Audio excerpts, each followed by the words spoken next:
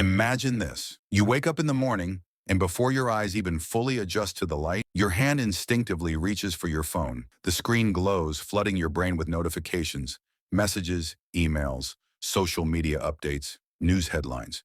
You scroll, swipe, and tap, barely aware of the minutes slipping by. By the time you finally put the phone down, you feel a strange mix of satisfaction and emptiness, as though you've just consumed a meal that left you hungrier than before. Now imagine this. You're sitting in a quiet room, no phone in sight. The silence feels heavy, almost oppressive. Your mind begins to itch, a restless craving for stimulation. You fidget, your thoughts racing, and the urge to reach for your device becomes almost unbearable. What is this force that pulls you back again and again to a glowing rectangle? Why does it feel so impossible to resist? Here's the paradox. Your phone, a tool designed to connect you to the world, has become a prison. It promises freedom, access to information, communication, entertainment, yet it enslaves you. It offers distraction, but at the cost of your focus. It provides connection, yet leaves you feeling more isolated than ever. How did we get here? How did something so small, so seemingly innocuous, become the center of our lives, the keeper of our attention, the dictator of our time? To understand why you're addicted to your phone, you must first confront a truth that is both uncomfortable and liberating. Your addiction is not an accident. It is not a personal failing. It is the result of a perfect storm, a convergence of psychological vulnerabilities, philosophical voids, and societal forces that have been centuries in the making. Let's start with psychology. Your brain is wired to seek pleasure and avoid pain. This is not a flaw, it's a survival mechanism. But in the modern world, this mechanism has been hijacked. Every time you receive a notification, your brain releases a tiny burst of dopamine, the neurotransmitter associated with reward and pleasure. This creates a feedback loop. You check your phone, you get a hit of dopamine, and your brain craves more. Over time, this cycle rewires your brain, making it harder to resist the urge to pick up your phone. But dopamine is only part of the story. Your phone also taps into deeper psychological needs that have been exploited by designers and engineers who understand human behavior better than you might think. Social media platforms, for example, are designed to trigger your need for validation. Every like, comment, or share gives you a fleeting sense of approval, a momentary boost to your self-esteem. But this validation is hollow, a digital echo of the real connection you crave. And then there's the fear of missing out, FOMO. This is not just a buzzword. It's a primal fear rooted in our evolutionary past. For our ancestors, being left out of the tribe could mean death. Today, that fear manifests as an obsessive need to stay connected, to know what's happening, to be part of the conversation. Your phone feeds this fear, keeping you perpetually tethered to a world that never sleeps. But why are we so susceptible to these psychological traps? To answer this, we must turn to philosophy. The addiction to your phone is not just a personal struggle. It is a silent force shaping the very fabric of your life and the world around you. Its consequences are far-reaching, often invisible, and deeply insidious. To truly grasp the magnitude of this issue, you must see how it infiltrates every aspect of your existence. Your mind, your relationships, your sense of self, and even your perception of reality. Let's start with your mind. Neuroscientists have discovered that excessive phone use can alter the structure and function of your brain. The constant stimulation from apps, notifications, and scrolling creates a state of hyperarousal, keeping your brain in a perpetual fight-or-flight mode. Over time, this can lead to decreased attention span, impaired memory, and a reduced ability to think deeply or critically. You become a passive consumer of information rather than an active thinker. But the damage goes deeper. Your phone is eroding your capacity for introspection, the ability to sit with your thoughts, to reflect, to dream. Carl Jung called this the shadow work, the process of confronting the parts of yourself that you'd rather ignore. Without introspection, you lose touch with your inner world, your true self.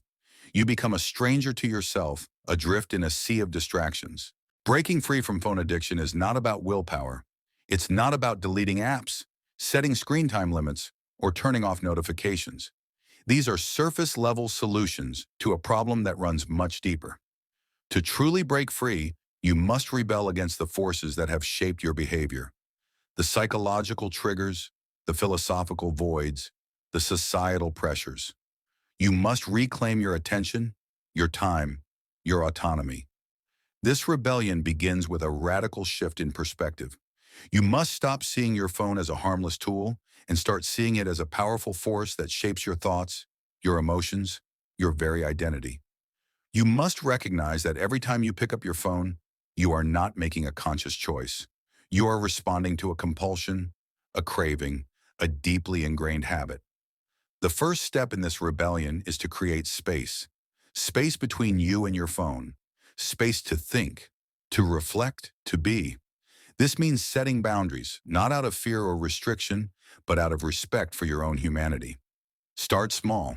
Designate certain times of the day as phone-free zones. Maybe it's the first hour after you wake up, or the last hour before you go to bed. Maybe it's during meals or when you're spending time with loved ones. The goal is not to eliminate your phone entirely, but to create moments of presence, moments where you are fully engaged with the world and with yourself. The ultimate truth about your phone addiction is this: it is not about your phone. It is not about apps, notifications, or screen time. It is about you. It is about your relationship with yourself, with the world, and with the fundamental questions of existence. Your phone is a mirror reflecting your deepest fears, your unmet needs, your unspoken desires. It is a tool, yes, but it is also a symbol of the modern human condition, of our struggle to find meaning in a world that often feels chaotic, fragmented, and indifferent. The final, most powerful realization is this: you are not powerless. You are not a passive victim of technology, of society, or of your own impulses. You have the power to choose. You have the power to shape your own life, to define your own values, to create your own meaning. This realization is both liberating and daunting. It means taking full responsibility for your choices, your actions, your life. It means confronting the void, the discomfort, the uncertainty. It means embracing the messiness of being human. But here's the paradox. When you stop running from the void, you find that it is not as terrifying as you thought. In fact, it is in the void that you discover your greatest strength, your deepest wisdom, your truest self. Philosopher Jean-Paul Sartre wrote, "Man is condemned to be free." He meant that we have no choice but to choose, no escape from the responsibility of creating our own meaning. This is both a burden and a gift. It is a burden because it requires courage, effort, and a willingness to face discomfort. It is a gift because it offers the possibility of a life that is truly your own, a life of depth, authenticity, and purpose. To embrace this freedom, you must let go of the illusions that have kept you trapped. You must let go of the idea that your phone can fill the void, that it can provide the meaning, the connection, the fulfillment you seek. You must let go of the belief that you are powerless, that you are at the mercy of your impulses, your habits, your circumstances. And you must embrace the truth that you are the author of your own life, that you have the power to choose how you spend your time, your attention, your energy, that you have the capacity to create meaning, to build relationships, to make a difference. This is not a one-time realization. It is a lifelong practice. It requires constant vigilance, constant effort, constant reflection. But with each step, each choice, each moment of presence, you become more free, more alive, more yourself. So what does this look like in practice? It looks like setting boundaries with your phone, not out of fear or restriction, but out of respect for your own humanity. It looks like creating space for silence, for reflection, for connection. It looks like engaging in shadow work, confronting your fears, your insecurities, your unmet needs. It looks like cultivating mindfulness, developing a deeper awareness of your own mind, a greater sense of control over your impulses.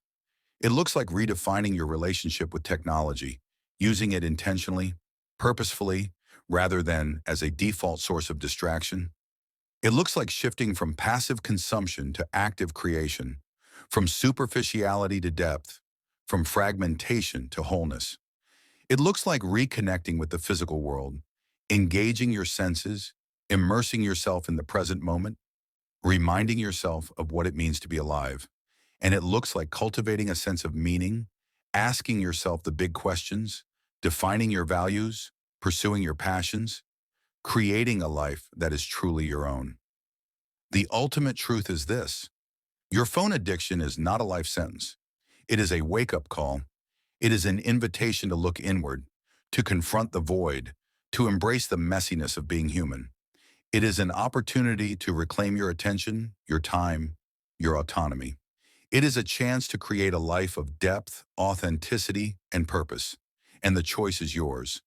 Will you continue to be a passive consumer, a spectator of your own life? Or will you take the reins, embrace the discomfort, and create a life that is truly your own?